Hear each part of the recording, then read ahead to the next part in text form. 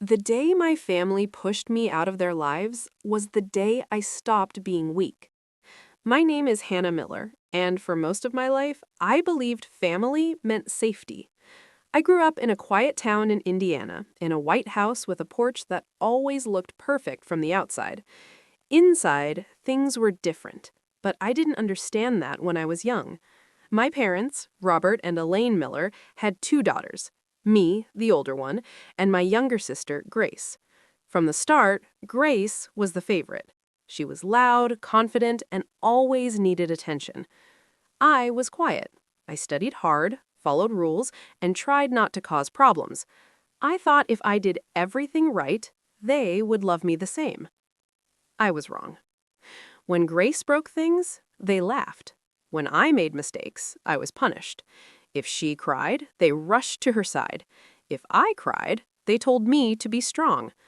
I learned early that being invisible was safer than asking for fairness.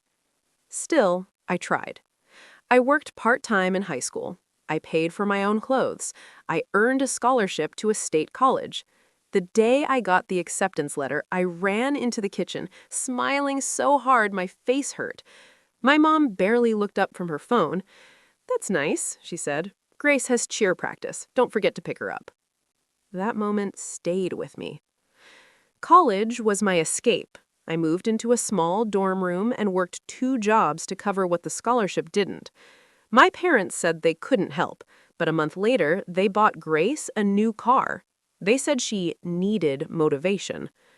I stopped asking questions.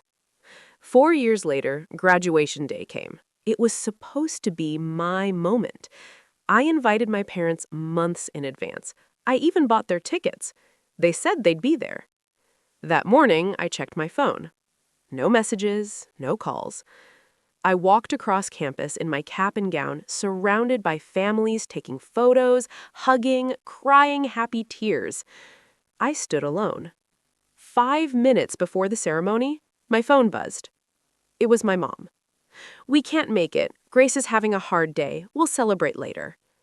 I stared at the screen. My hands were shaking. A hard day for Grace meant she didn't get her way. That was enough for them to miss the biggest day of my life? I sat in my seat, fighting tears. When my name was called, I walked across the stage with my head high. People clapped, the dean smiled, cameras flashed. But my family's seats were empty. That night, I didn't go back to my dorm. I drove straight to my parents' house. I needed answers. I needed to hear them say it mattered. When I walked in, Grace was on the couch, scrolling her phone. My parents were calm, relaxed, like nothing had happened. "You embarrassed me," my dad said first. I blinked. "What?" "Showing up upset, making us look bad," he said. That's when something inside me broke. I asked one question. Why am I never enough? My mom sighed like I was a burden. "If you don't like how things are, maybe you shouldn't be part of this family." Silence filled the room. I realized then that I had been trying to earn love that was never meant for me. I walked out with nothing but my car keys and my degree. I didn't cry that night. I made a promise instead. The first night without my family was scary, but it was also the first night I could finally breathe. I slept in my car that night, parked outside a 24-hour grocery store. The seat was uncomfortable, my neck hurt, and my phone battery was low. Still, I felt something new inside me. It wasn't peace yet, but it was close. In the morning, I drove to my old college town. I found a cheap room to rent above a small bakery. The owner, Mrs. Collins, was kind and didn't ask too many questions. I paid the first month using the little savings I had. For the first time in my life, I had no one to impress. No parents to judge me, no sister to compete with, just me and my choices. I applied for jobs every day. Offices, banks, stores, anything related to business or numbers. I had a degree, but no connections. Still, I didn't give up. I treated job hunting like a full-time job. 2 weeks later, I got hired as a junior clerk at a local finance office. The pay wasn't great, but it was honest work.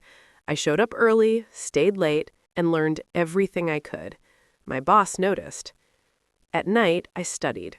I watched videos, read books, and learned about money, contracts, and investing. I wanted control over my life. I never wanted to feel powerless again. My parents didn't call. Not once. Grace posted pictures online instead. New clothes, new trips, smiling faces. My parents liked every photo. It hurt, but it also opened my eyes. They hadn't changed. They never would. That's when I stopped hoping for an apology. One evening, Mrs. Collins knocked on my door with a cup of tea. "You remind me of myself," she said. "Left home young, built life alone." I smiled. "Did it get better?" She nodded. "Much better, but only after I stopped waiting for people to change." Her words stayed with me. Months passed.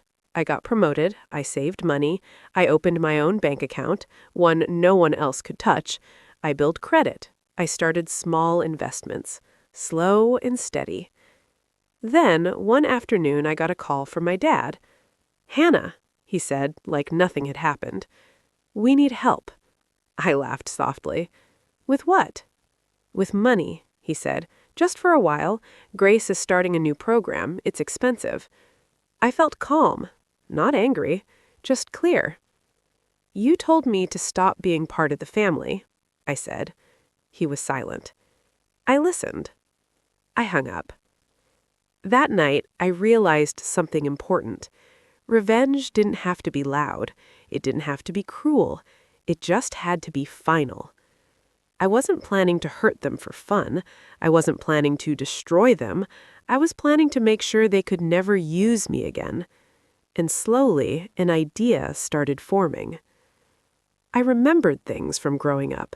Papers my parents made me sign, accounts they opened in my name, a small property my grandparents had once mentioned leaving to me. At the time, I didn't understand any of it. Now, I did. I started digging. I requested records. I asked questions. I learned the truth piece by piece. And with every answer, my plan became clearer. They thought I was gone. They thought I was weak. They thought I didn't matter. They were wrong. And soon, they were going to learn that the daughter they ignored had become someone they could no longer control. The more I searched, the clearer it became that my family had taken more from me than just love. I started with small things. Old emails, bank letters sent to my parents' house years ago, documents I barely remembered signing when I was 18. Back then, I trusted them. I thought parents wouldn't lie to their own child. That trust had been a mistake. One afternoon during lunch break, I visited the county records office. I didn't even know what I was looking for at first. I just followed a feeling in my chest that told me something was wrong. And I was right. The clerk pulled up a file connected to my name. My hands started shaking as I read it. A small rental property on the edge of town, one my grandfather had owned. I remembered him clearly. He used to tell me, "This will help you someday, Hannah, just in case." According to the papers, that property was supposed to be transferred to me after I turned 21. It never was. Instead, my parents had moved it into their names 2 months after my grandfather passed away. My signature was on the file, but it wasn't real. I knew it instantly. I would never have signed something like that. I walked out of the office with my heart pounding. This wasn't favoritism anymore. This was theft. That night, I didn't sleep. I sat at my small desk, going through everything I could find. Old tax records, loan papers, education funds. Slowly, a pattern appeared. Money meant for me had been redirected. Assets promised to me had been taken. Every time it was done quietly, cleanly. On paper. They thought I would never check. I contacted a legal aid office the next day. I was nervous, but the lawyer listened carefully. When I showed her the documents, her expression changed. "This is serious," she said. "You have a case." For the first time since graduation, I smiled. Not because I wanted to hurt them, but because I finally saw the truth. They didn't just ignore me, they used me. They assumed I was too soft to notice, too scared to fight back. They were wrong again. I didn't rush. I learned. I asked questions. I followed every rule. I gathered proof slowly and quietly. I wanted everything clean. No mistakes, no drama. Meanwhile, my parents started calling more often. "Hannah, why won't you answer? Family helps family. Don't be selfish." I didn't respond. Grace even sent a message. "Why are you acting like this? Mom is stressed." I stared at the screen and deleted it. They didn't know the truth I had. They didn't know their past choices were catching up with them. Weeks later, I got promoted again. Better pay, more responsibility. I moved into a nicer apartment. I bought my own furniture. Everything I owned, I earned myself. One evening, as I cooked dinner, I realized something important. I wasn't angry anymore. I felt strong. Revenge, I learned, isn't about screaming or destroying. It's about balance, about standing up straight after being bent for too long. I decided how this would end. I wouldn't beg them, I wouldn't threaten them, I would let the truth speak for itself. I filed the paperwork. Once it was submitted, there was no going back. The law would contact them. Questions would be asked, records would be reviewed, and for the first time in their lives, my parents would have to explain their actions. I imagined their faces when they realized the daughter they pushed away was now standing on solid ground, calm, prepared, and no longer afraid. That night, I looked out my window at the city lights and whispered to myself, "You did this." The girl they underestimated was gone, and the woman they created was ready for the final step. The day the law stepped in was the day my parents realized I was no longer the quiet girl they could ignore. It started with a phone call. I was at work, organizing files, when my phone buzzed again and again. I ignored it at first. Then I saw the caller ID. Dad. I let it ring. 5 minutes later, my mom called. Then Grace. Then my dad again. I stepped outside, took a deep breath, and finally answered. "What did you do?" my dad shouted before I could say hello. I stayed calm. "What are you talking about?" "You know exactly what," my mom jumped in, her voice sharp. "We got a letter from a lawyer." I leaned against the wall and closed my eyes. This was it. "Yes," I said slowly, "you did." There was silence on the line. Then my dad spoke again, softer now. "Hannah, this is a misunderstanding. We can talk about this as a family." I almost laughed.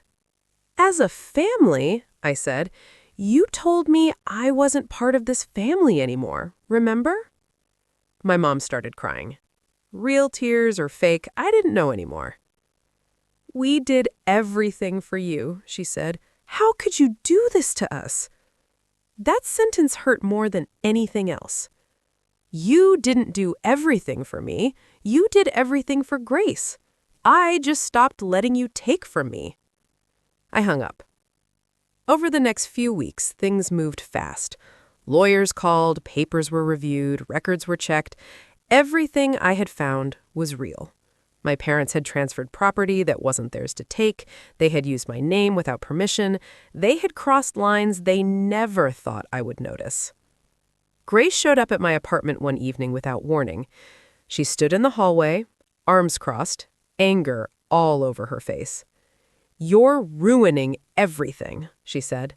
"Mom can't sleep. Dad is stressed." I looked at her carefully. For the first time, I didn't see a spoiled sister. I saw a girl who had always gotten what she wanted and didn't know how to live without it. "You're angry because it's wrong," I said. "You're angry because it's not working anymore." She laughed. You think you're better than us now? No, I said calmly. I think I finally see clearly. She left without another word. At work, I stayed focused. I didn't tell anyone what was happening. This wasn't about showing off. This was about finishing what I started. Then came the meeting. My parents asked me to meet them with their lawyer present. I agreed, not for them, but for myself. We sat across from each other in a small office. My parents looked older, tired, nervous. The lawyer explained everything. The forged signature, the illegal transfer, the money that should have gone to me. My parents tried to explain, tried to justify, tried to blame stress, confusion, mistakes. The lawyer stopped them. This is serious, and it has consequences. I sat quietly, listening. I didn't interrupt. I didn't raise my voice. When it was time for me to speak, I said one thing. I never wanted this, I said. I wanted respect. I wanted honesty. You chose control instead. My dad looked at me, eyes full of regret. We didn't think you'd fight back, he whispered. I know. That was your biggest mistake. The agreement was simple. The property would be transferred back to me, the money would be returned, everything would be corrected. Legally. No apology could change the past, but justice could change the future. When I walked out of that office, the air felt lighter. I wasn't smiling. I was free. And for the first time, I knew the end was near, not with anger, but with peace. The final moment wasn't loud or dramatic, but it changed my life forever. The papers were signed on a quiet Tuesday morning. No shouting, no tears, just ink on paper and years of truth finally put where they belonged. The rental property was legally mine again. The money taken in my name was returned. Everything that had been hidden was now exposed and corrected. My parents avoided my eyes the entire time. When it was over, my lawyer shook my hand and said, "You handled this the right way." I believed him. Outside the building, my mom called my name. I stopped, but didn't turn around right away. "We never meant to hurt you," she said softly. I finally faced her. "You didn't mean to notice me," I replied. "There's a difference." She had no answer. Grace stood a few steps behind them, silent. For the first time in her life, she wasn't the center of attention. I felt no anger toward her, just distance. "I hope you're happy now," my dad said. I thought about that question all the way home. That evening, I went to the property. It was small, but solid, just like my grandfather had described. I unlocked the door and walked inside. Sunlight filled the rooms. The place smelled old, but safe. I sat on the floor and let myself breathe. I wasn't rich. I wasn't famous. But I was finally secure. Over the next months, I fixed the place up slowly. I rented it out. The extra income helped me pay off debt and build savings. For the first time, I had a future that didn't depend on anyone else. My parents tried to call again. I didn't answer. Not out of anger, but because I didn't need closure from them anymore. I sent one final message. I hope you learn from this. I have. Please don't contact me again. And that was it. Life moved forward. I advanced at work. I made friends who respected me. I built a home where peace lived instead of fear. Sometimes, late at night, I thought about that girl who stood alone at graduation, looking for faces that never showed up. I wished I could tell her something. I would say, "You didn't lose a family. You gained yourself. Revenge didn't come from destroying them. It came from surviving, standing up, and refusing to be used again. They kicked me out of their lives thinking I would fail. Instead, I walked away with my head high, stronger, wiser, and finally, free.